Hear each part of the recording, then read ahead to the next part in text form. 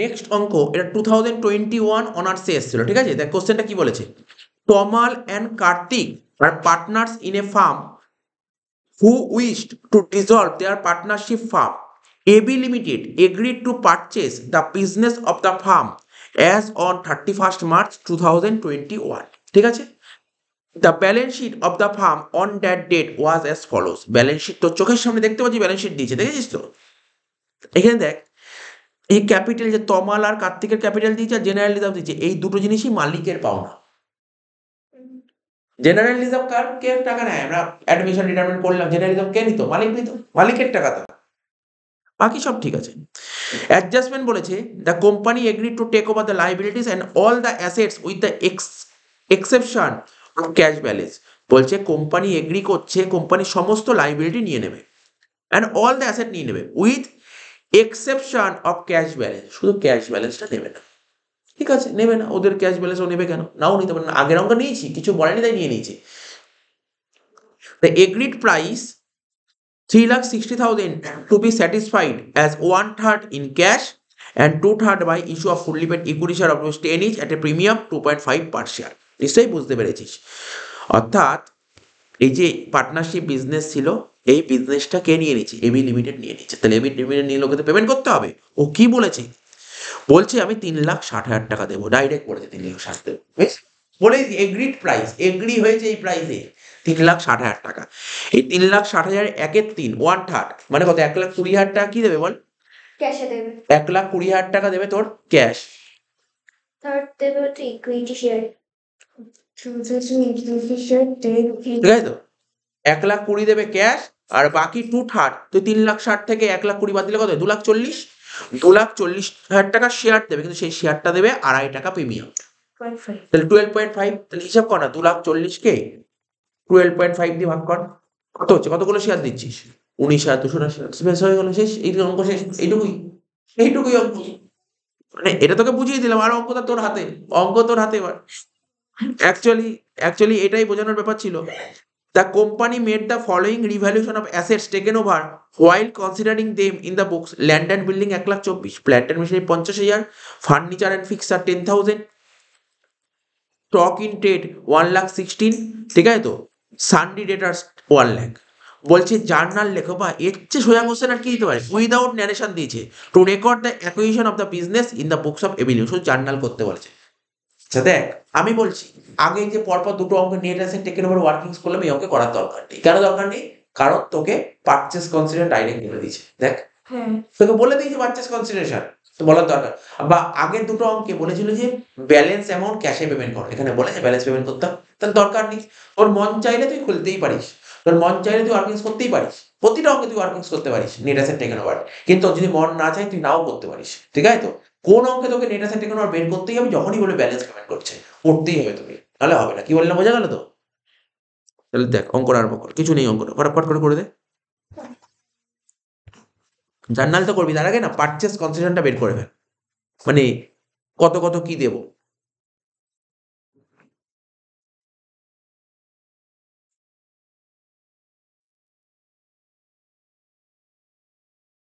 নাহলে কাজ কর, করেই দে নেট অ্যাসেট টেকেন ওভার, কর না, ক্ষতি করে। আমি বলি, আমি সাজেশন দিই, প্রতিটা অঙ্কে নেট অ্যাসেট টেকেন ওভার বের কর, ওটা বেটার হয়। প্রতিটা অঙ্কে বের কর, লেখ net asset taken over.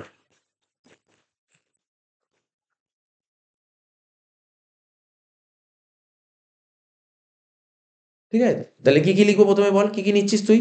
Land and building কত টাকা নিচ্ছিস বল?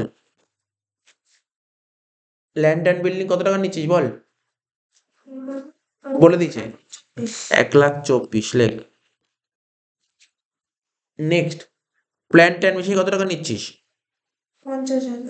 50,000। এই অঙ্কটা কি দেখতে পেলি? এই চ্যাপ্টারটা প্রতিটা অঙ্ক একই অঙ্ক, কোনো আলাদা নেই কিছু, একই টাইপের অঙ্ক।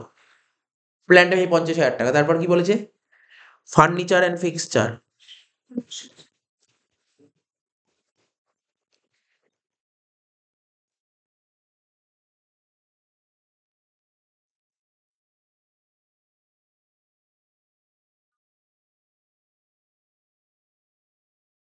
তারপর স্টকিং ট্রেড একটা তোলা হলো।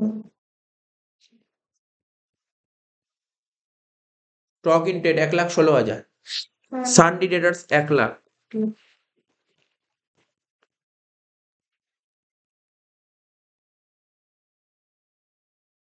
তাই তো, আর কি বলেছিল দেখ, আর কিছু বলেনি।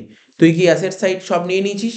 ক্যাশ, বলে স্যার ক্যাশ, ক্যাশ তো নিবি না বলেছিস, তুই নিবি না বলেছিস ক্যাশ, তাহলে অ্যাসেট সব কমপ্লিট, যোগ কর। 1,24,000 যোগ 50,000 যোগ 10,000 যোগ 1,16,000 যোগ 1 লাখ, কত হচ্ছে? 4 লাখ। 4 লাখ। এর থেকে মাইনাস করবে কি? Liabilities. External liabilities. ঠিক আছে, কি কি লাইবিলিটি? সানডিকেটার্স 60,000 টাকা, তাই তো, নাকি কত ছিল? সানডিকেটার্সকে কত পেমেন্ট করবি, কিছু বলেছিস? না, সানডিকেটার্স 74,000 টাকা, ভুল দেখেছি। সানডিকেটার্স 74,000 টাকা, দেখ। হ্যাঁ।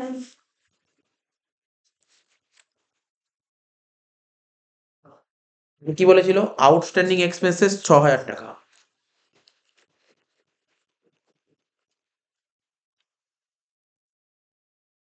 তো 4 লাখ থেকে 80,000 বাদ দিলে কত হয়? 3,20,000 টাকা। তাহলে এ দিয়ে লিখবো কি? Net asset taken over.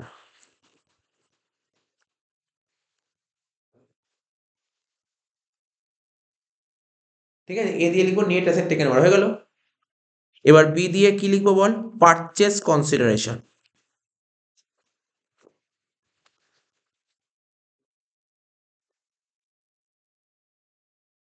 ঠিক আছে তো, পারচেস কনসিডারেশন, ওকে কি কি দিবি বল? বলেছিল প্রথমে, তুই কি বলেছিলি? স্যার ক্যাশ দেবো। কত টাকা ক্যাশ দিবি বলেছিস পর? 1/3। 3,60,000 হ্যাঁ, তুই 1/3। 3,60,000 1/3 দিবি বলেছিস, 1,20,000 ক্যাশ দিবি, 1,20,000। বাকি টাকাটা দিবি কি? Equity share. পুরো ভেঙে ভেঙে দেখাচ্ছি, 3,60,000 মাইনাস 1,20,000। ঠিক আছে তো, 2,40,000 টাকা দিবি। কত টাকা তোর? 3,60,000 মধ্যে 1,20,000 ক্যাশ রইলো, 2,40,000 দিবি বাকিটা। এই 2,40,000 টাকা যে দিবি, ঠিক আছে, 2,40,000 টাকা দিবি, কিন্তু কতগুলো শেয়ার দিবি 19,200। সেটা বের করতে হবে তো।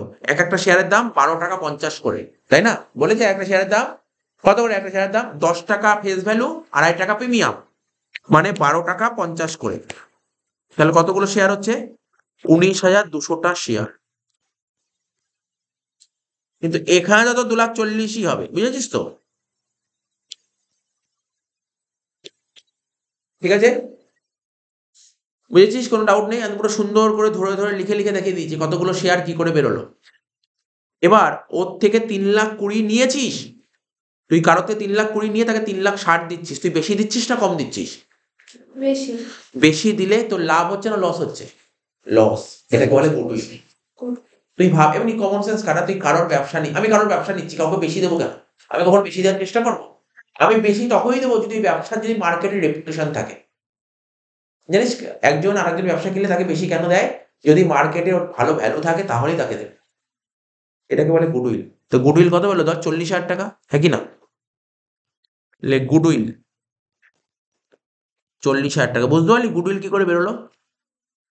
ব্যাস, এবার জার্নাল করতে হবে, অঙ্ক শেষ।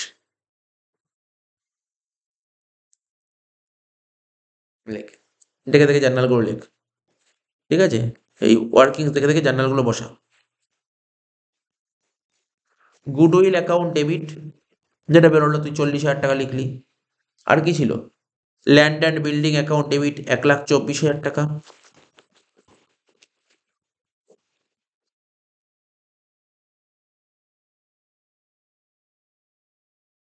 Plant and machinery account debit 50,000 টাকা। ফার্নিচার অ্যাকাউন্ট ডেবিট 10,000 টাকা।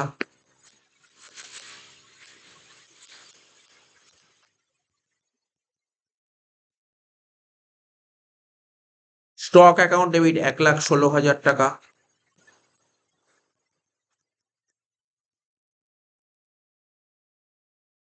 ডেটার্স অ্যাকাউন্ট ডেবিট 1,00,000 টাকা।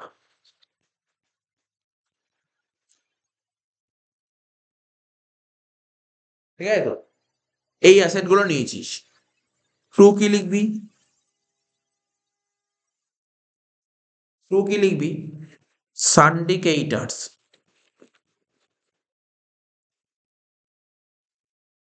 কত টাকা?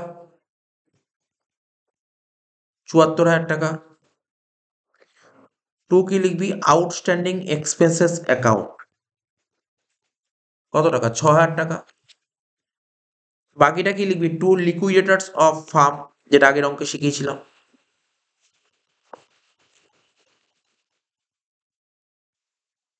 কত টাকা? লিকুইডেটার্স অফ ফার্মে কোন টাকাটা লিখতে বলেছিলাম? Purchase consideration. কত ছিল পারচেস কনসিডারেশন? ৩,৬০,০০০ হয়ে গেল। প্রথম জার্নাল কমপ্লিট। সেকেন্ড জার্নাল অর্থাৎ last journal, liquidators of firm account debit কত টাকা? ৩,৬০,০০০। টু কি দিবি? ইকুইটি শেয়ার দিচ্ছিস, মনে কর ইকুইটি শেয়ার দিচ্ছিস। কতগুলো ইকুইটি শেয়ার বের করলি? ১৯,২০০টা শেয়ার ১০ টাকা করে, তাহলে কত? ১,৯২,০০০। টু সিকিউরিটিজ প্রিমিয়াম কত টাকা? ১৯,২০০ ইন্টু ২.৫ টাকা করে, তাই তো? তাই কর ১৯,২০০ ইন্টু ২.৫ কত হচ্ছে? ৪৮,০০০ টাকা।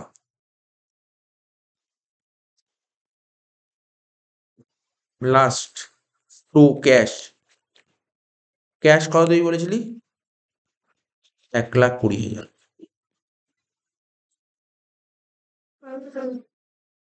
শেষ হয়ে গেল।